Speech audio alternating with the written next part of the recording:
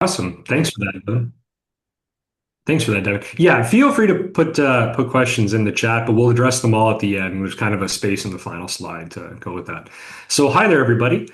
Welcome to today's webinar. I've titled this a process briefing because we're going to take a look at anti-dumping and subsidy claim processes and countervailing duties processes here in Canada. My name is Dave Cherniak. I am the policy manager for business and transportation here at CIUC. Under the business headline, I like to tell people that I take care of kind of the four T's. Transportation is one of them.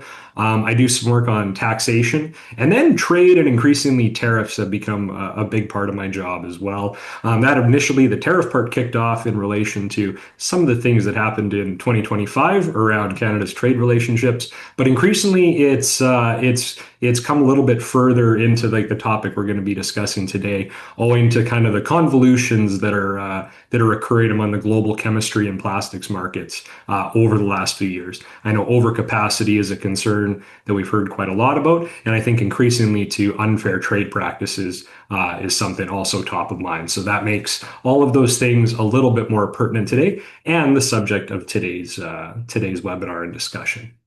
So I kind of have three goals for our conversation today. I'm going to provide an overview of the anti-dumping and subsidy investigation process here in Canada. We're going to discuss the information requirements and the expectations for kind of submitting and defending these types of claims. And then we're going to keep kind of an eye too on the timelines of the investigative process, because that's really a key part of how quickly these can be initiated and how quickly different types of resolutions can be put in place.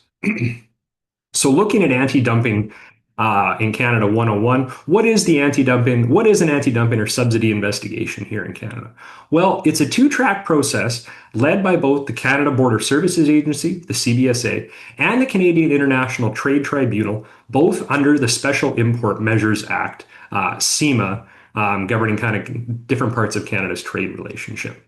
The goal of an anti-dumping and subsidy investigation is to assess claims of imported goods being dumped and or subsidized into the Canadian market, and of those causing injury or types of retardation to Canadian producers. Of course, on top of that too, there has to be a determination of the value of the dumping of subsidy, and then again, the determination of value and to help issue and enforce responses to these types of products entering the Canadian market.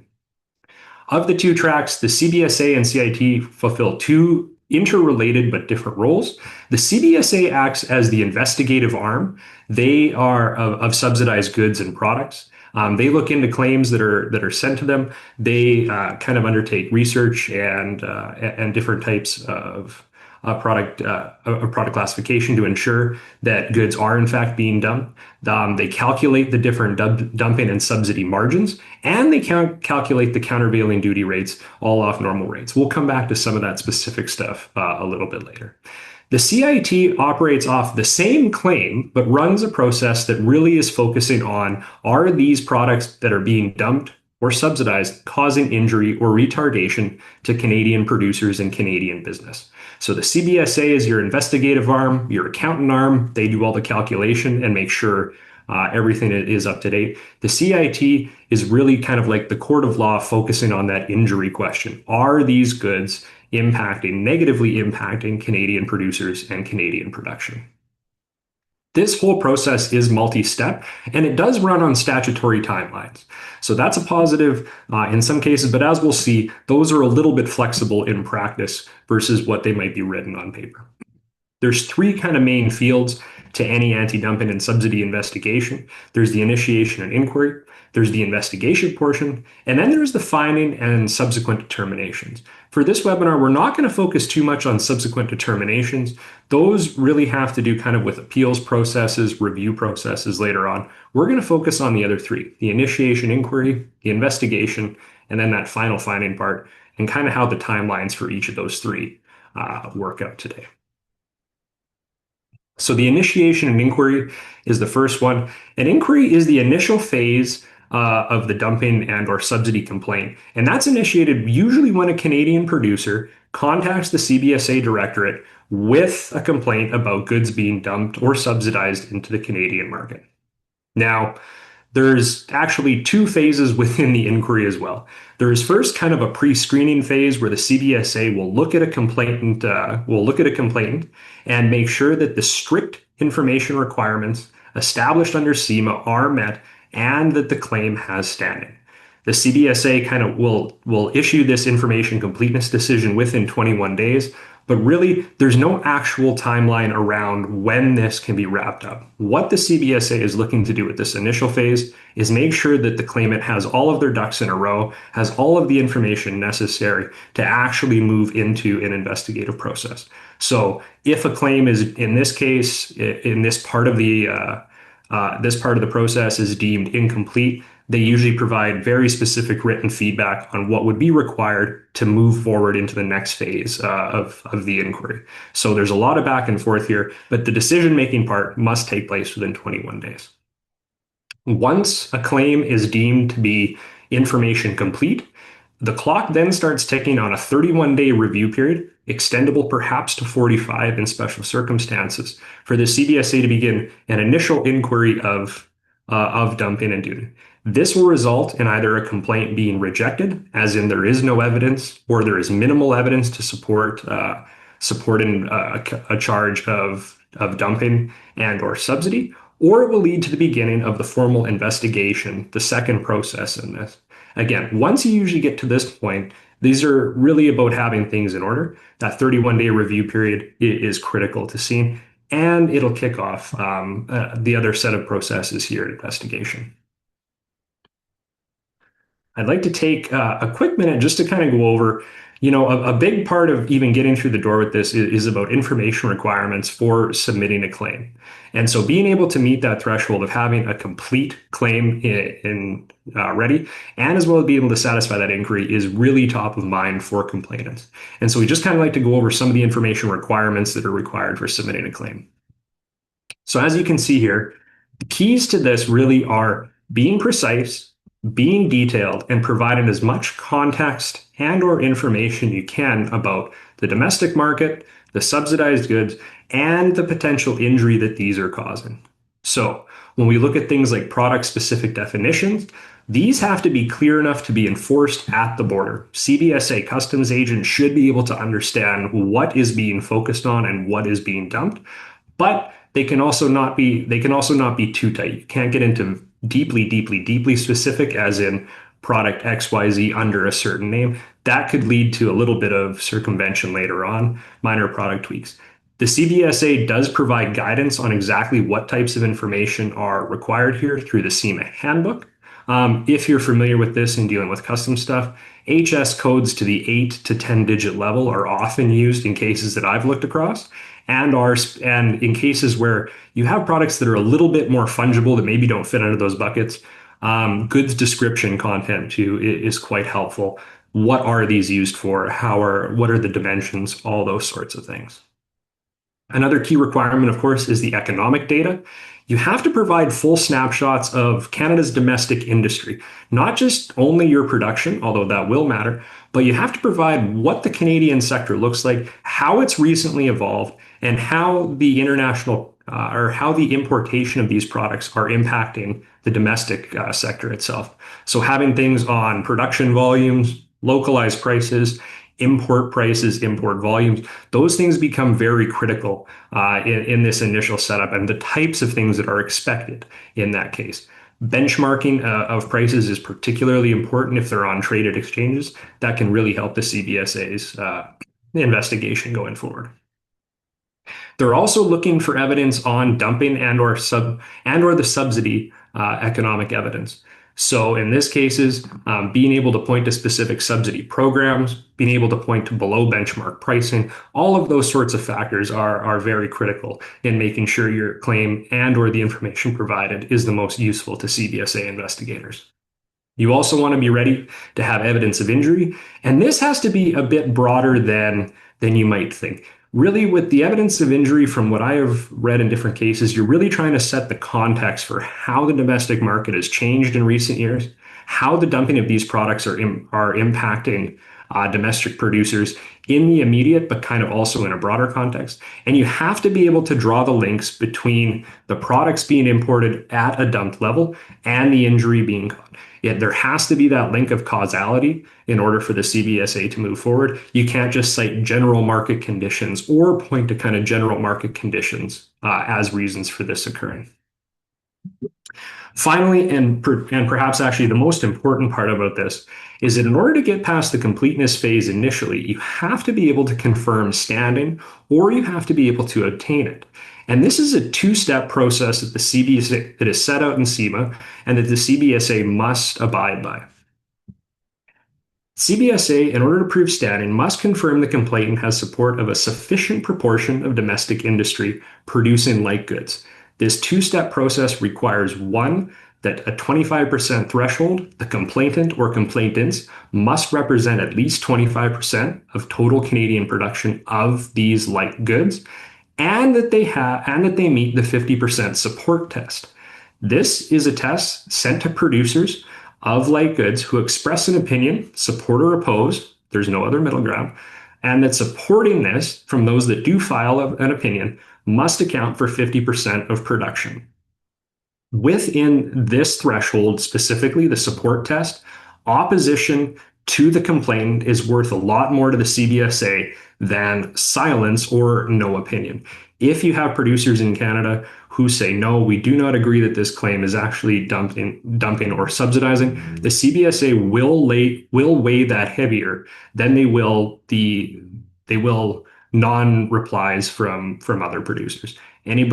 So be sure that if you were going to go ahead with the claim, that this standing proportion can be met. It is grounds for kind of immediate termination of investigations if the CBSA deems you cannot meet it, or you won't even get past the information collecting phase. They'll simply say, this does not meet our thresholds and cannot proceed.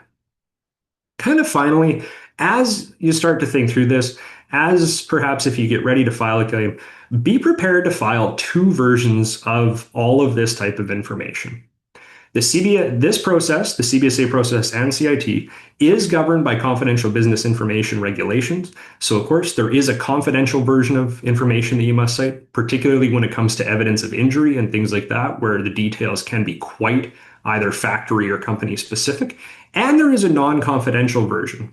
Again, this is kind of set as a court of law in many cases, so there is an expectation that one version will be filed publicly where the average reader should understand what's going on. Those will be two different tracks of information, and most of the process manuals that I've seen on this, as you will be preparing two different submissions along the same line.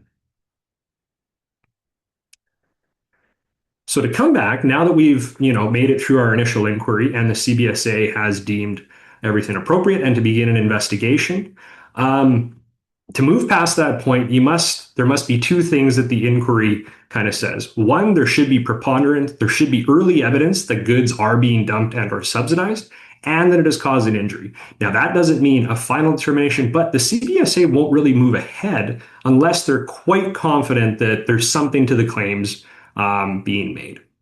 Once it moves into the investigation phase, this is when an official kind of statutory clock really begins, a 180-day legislated timeline to issue the final finding. And that comes with two really important critical marks from both the CBSA process and CIT process along the way.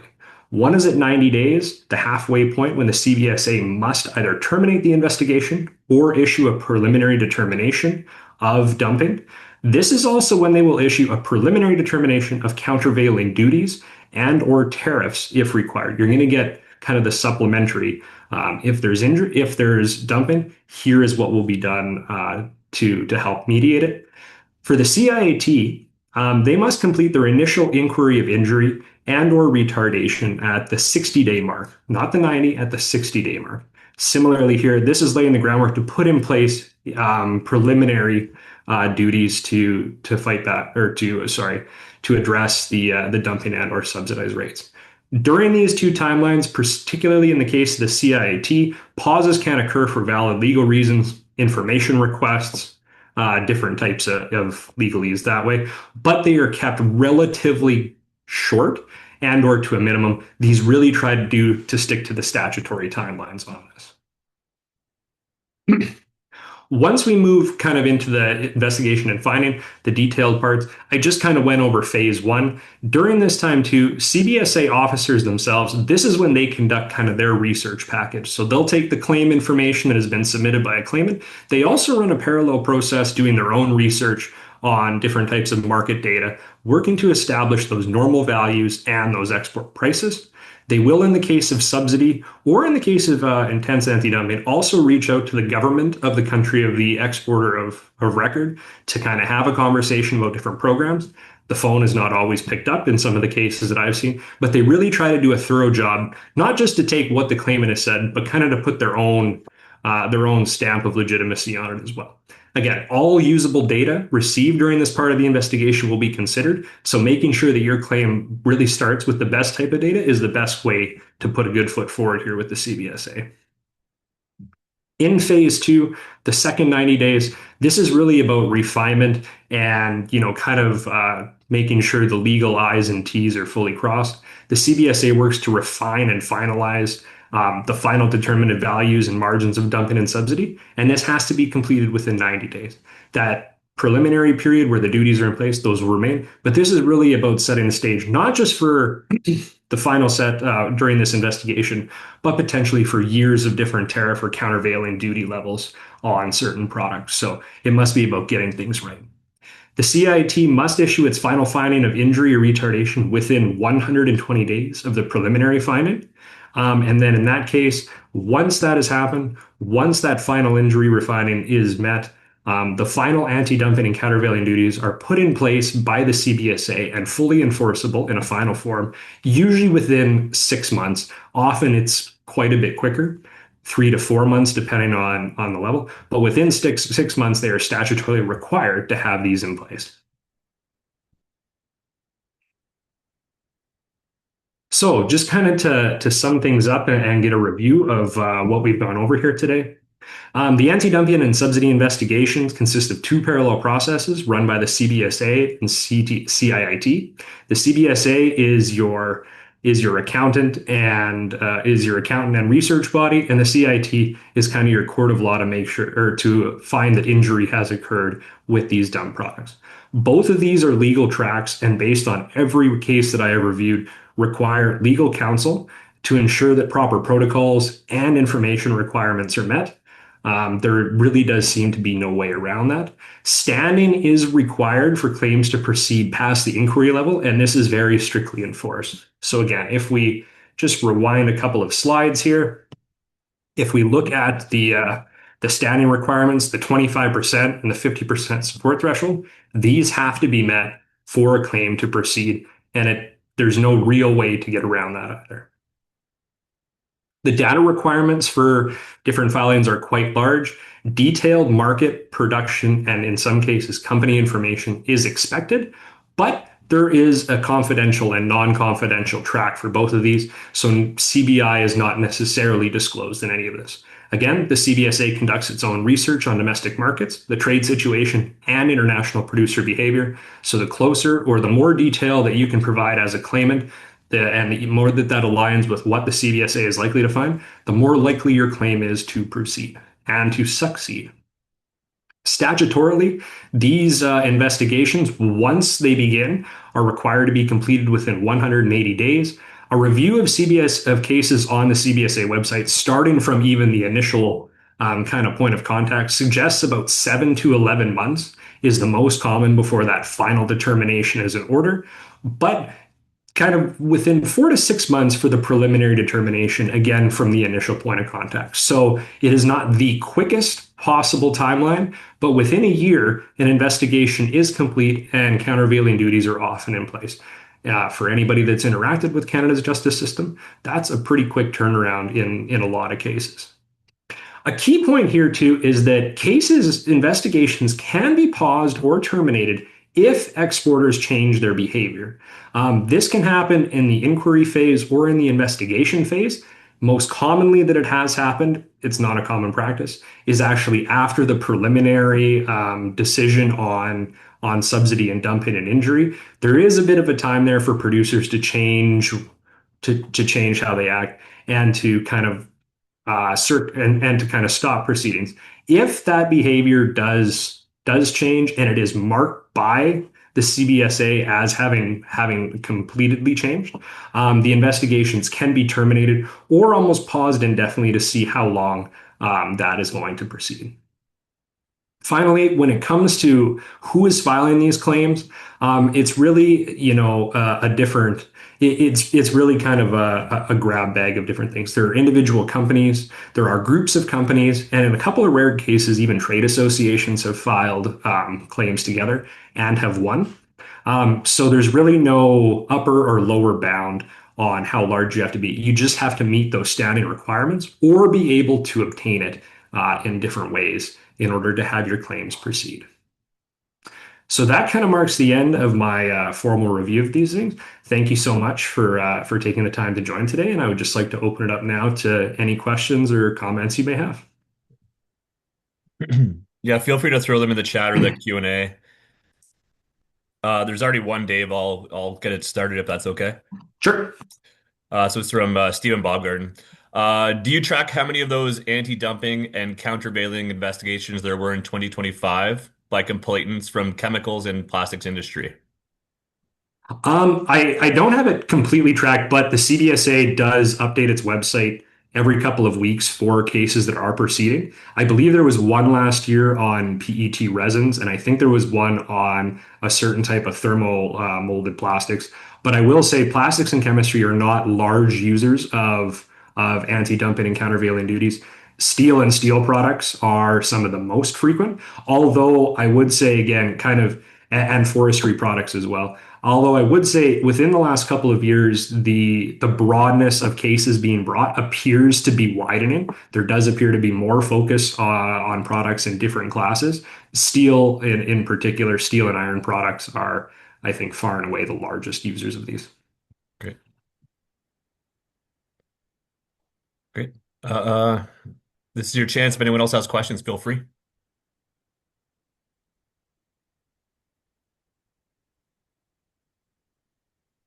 All right. I I think know that we might went be it. over a lot here today, so in addition to the website being up, there will be kind of a briefing note that will go out to participants here today, perhaps along with the slide deck, just for everybody's background knowledge. This wasn't meant to be exhaustive or specifically particular to what a claim for chemistry and plastics would look like, but just to kind of go over the process and highlight some of the very the large contours of how this would work. Um, it is not the most commonly used tool for trade disputes. It is one where, things have gotten to a point where it can't be addressed in other ways. So it is a specific tool for a specific path. But this was just to kind of, provide a highlight to folks on what is available and how you go about interacting with it, along with the timelines for it. And if you have any further questions, I'm sure we can make it up. Please feel free to write, email, or to call, whatever works easy for you. I'd be happy to discuss this a little bit further and to help provide to find answers to any of the questions you may have. Thanks, Dave. Yeah, so we'll get this up onto the web within a day or so, and we'll send an email to everyone just in case you want to share them. But as Dave said, if you have questions, feel free to reach out. So, thanks for spending some time with us. Thank you, everybody.